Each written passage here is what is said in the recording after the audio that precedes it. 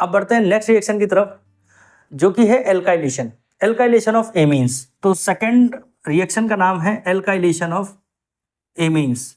बहुत important reaction है।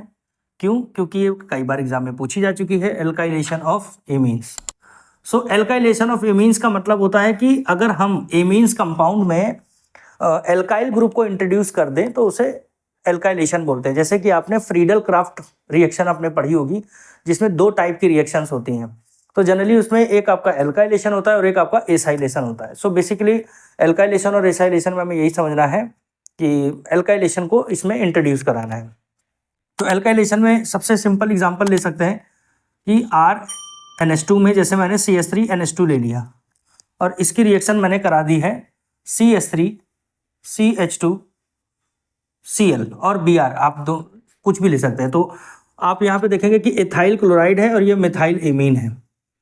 तो मिथाइल एमीन में जब हम एथाइल क्लोराइड की रिएक्शन कराते हैं तो इसमें पहले समझिए कि रिएक्शन होगी कैसे।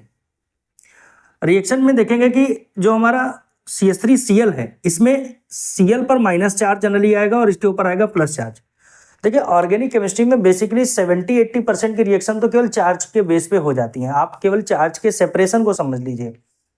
तो अब जैसे यहाँ पर एक पॉजिटिव और निगेटिव का एक कॉन्सेप्ट आपको समझ में आएगा, तो देखिए ये CH3CH2 जो ग्रुप है एथाइल कार्बोकटाइन जिसे कहेंगे, ये ग्रुप पे पॉजिटिव चार्ज या कहीं ना कहीं इंडक्टिव इफेक्ट के कारण यहाँ पर देखिएगा कि पॉजिटिव एक चार्ज क्रिएट रहेगा, पार्शियल पॉजिटिव चार्ज और पार्शियल नेगेटिव चार्ज क्लोरीन पे। तो कहीं ना कहीं यहाँ पे एक इलेक्ट्रॉन डिफिशियंसी क्रिएट हो जाएगी और इस इलेक्ट्रॉन डिफिशियंसी को खत्म करने के लिए नाइट्रोजन अपना लोन पेयर इसको डोनेट कर देता है। जैसे ही ऐसा होगा तो CH3NH2 में से आप देखेंगे क्या, यहाँ से ये इसके साथ बॉन्ड बना लेगा CH2CH3 और ये HCl क्या हो जाएगा, बाहर हो जाएगा।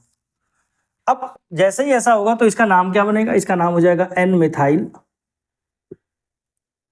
एथेन 1 एमीन या एथेनामीन, ये इसका नाम हो जाएगा।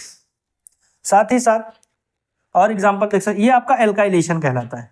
इसी तरह मान लीजिए मेरे पास C2H5NH2 है और इसमें अगर मैं ऐड कर दूं CH3COCl, तो अगर ध्यान से देखेंगे इसका नाम है एसिटिल क्लोराइड।